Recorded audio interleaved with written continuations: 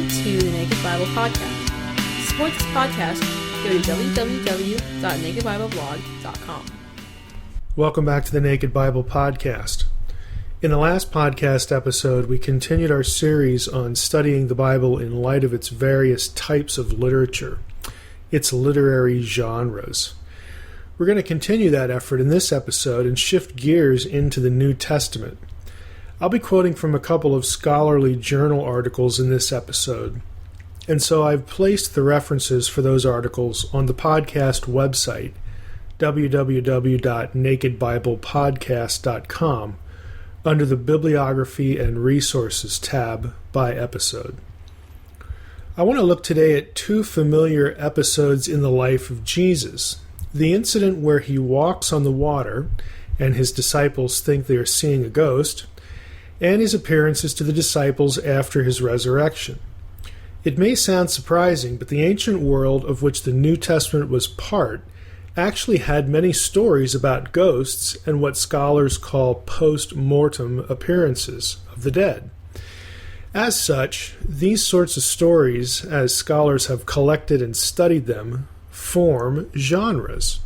And since they form genres, story types, so to speak, there are stock elements in each of these genres that came to be expected by readers in the ancient world. In other words, when somebody wrote a ghost story or a story about someone coming back from the dead in the Greco-Roman period, there were expected components in those stories.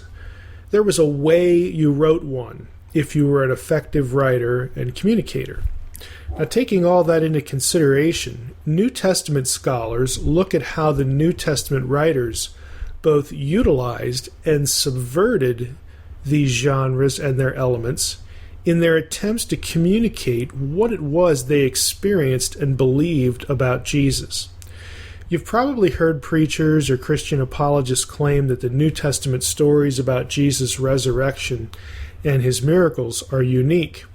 That's actually a bit misleading. The New Testament writers both conform to and subvert these genres. What do I mean? Well, on one hand, scholars know that the New Testament writers utilize virtually all the expected ghost story elements in writing about Jesus' appearance on the sea, as well as the elements expected in post-mortem appearances. In that sense, there isn't much that's new. Even details like Jesus eating by the seaside and his challenge to Thomas to touch his body and his wounds after the resurrection, those sorts of things can be found in classical Greek sources about ghosts and post-mortem appearances. In Greco-Roman literature, sometimes ghosts were conceived of as physical. Now that might sound odd, especially when it comes to the resurrection. It might make you wonder what's different then if that's the case. Well, the difference and the subversion of the literary elements of these genres comes when the writers recast certain elements or combine them in bizarre ways or sort of go beyond them, as though the stock ways of describing a ghost or a person back from the dead just aren't good enough to describe what's going on with Jesus. And frankly, that's the point. Let's take both literary categories in order. We'll begin with the story of Jesus walking on the water and the disciples' misapprehension, that's being kind, that they were seeing a ghost. There's a recent scholarly article on this subject using a literary approach by Jason Robert Combs entitled "A Ghost on the Water? Understanding an Absurdity in Mark chapter 6, verses 49 through 50. And that was published by the Journal of Biblical Literature in 2008. Again, the reference is on the website. Now, if you can handle Greek, I recommend reading that article. I think you'll find it fascinating. If you don't read Greek, let me quote part of the author's conclusion. Writing about Mark's version of the incident, with Jesus walking on the water, Combs says, quote, Mark presents several themes typical of classical ghost stories before diverging in a significant way. It is night. the time when there is at least the threat of phantoms looming. Jesus sees the disciples struggling to cross the lake against the wind and begins to walk toward them as light from the dawning sun has barely begun to illuminate their surroundings. It's the perfect time to see a phantom. Yet it's not the nighttime hour nor the dim-lit sky to which Mark attributes the disciples' misconstrual of Jesus. Instead, he implies that their misunderstanding comes from, quote, seeing him walking on the sea, unquote. That's Mark 6:49. The irony is that Mark suggests that the disciples thought that Jesus was a ghost when they witnessed him doing the one thing, at least according to Greco-Roman ghost stories and their elements, doing the one thing that ghosts absolutely cannot do, and that is walk on water, unquote. Now, I'm hoping you follow the point that Combs is trying to make here. He's saying that the writer, Mark, knows, again, he's tuned in to the material, the Greco-Roman material, the way that you'd write one of these ghost stories and what you'd have ghosts doing. But he has Jesus walking on the water. And so the literate reader of Mark would have known that, no, wait a minute, this can't be a ghost because ghosts don't walk on water.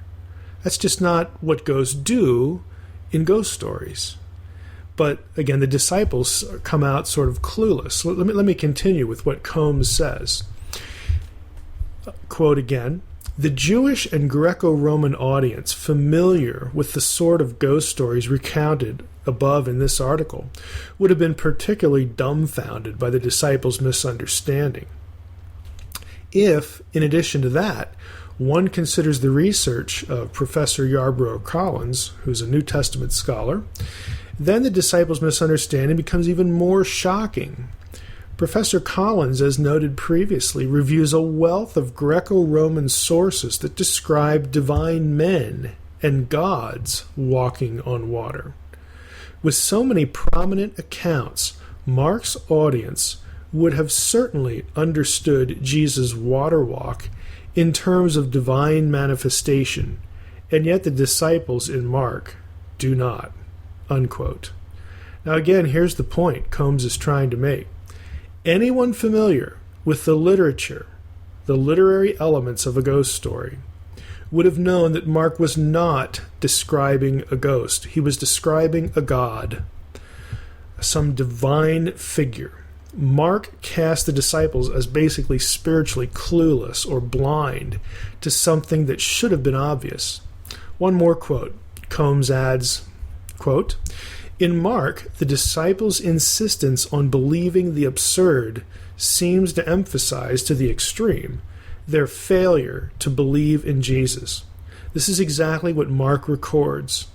After Jesus identifies himself, Mark describes the astonishment of the disciples, their lack of understanding, and the reason for that lack.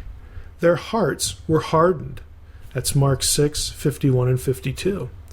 The disciples' lack of understanding has long been recognized as a Markan theme that appears throughout the gospel. Here it forms a striking narrative portrayal of cognitive dissonance. The disciples clearly want Jesus to be something that he's not, to the point that they are willing to believe the absurd when Jesus approaches them as something much grander than they had imagined. Gods and divine men walk on water. Ghosts do not. But when the disciples see Jesus walking on the water, they believe the impossible rather than the obvious. Unquote.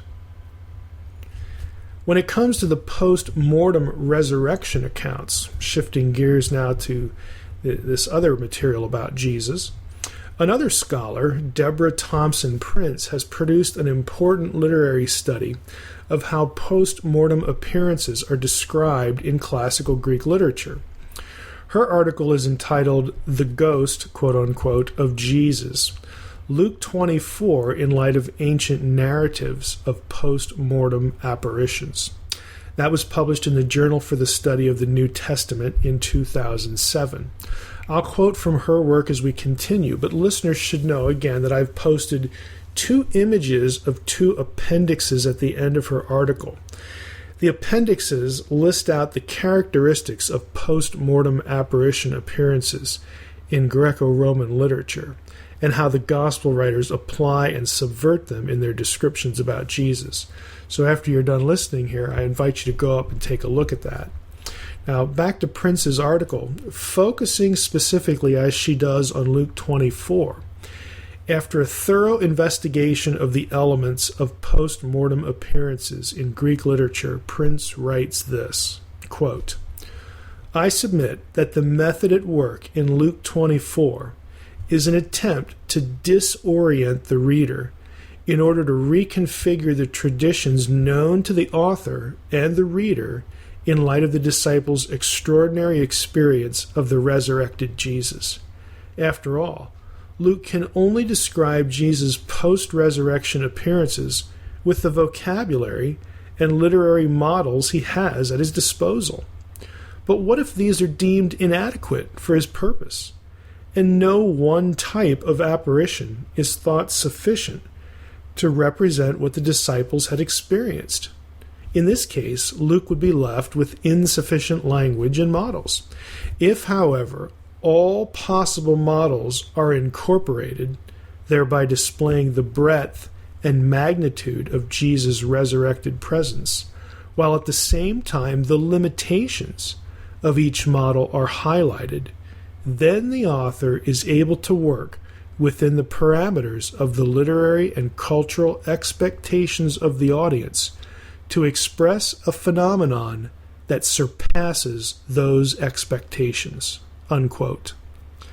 As with the earlier episode in Mark, a literate reader in the early Christian centuries would have read the accounts of the resurrected Jesus and known that the writer was just at a loss to describe what the disciples had experienced. It would have telegraphed a simple but profound message, like something like this.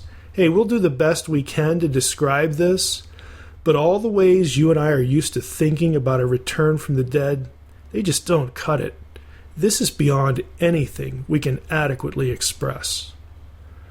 Once again, I hope you'll be encouraged and motivated to read your Bible in its own context, using the resources I discussed in earlier episodes of the podcast.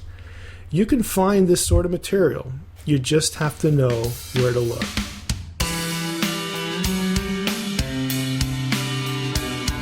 Thanks for listening to the Naked Bible Podcast. To support this podcast, visit www.nakedbibleblog.com. To learn more about Dr. Heiser's other websites and blogs, go to www.drmsh.com.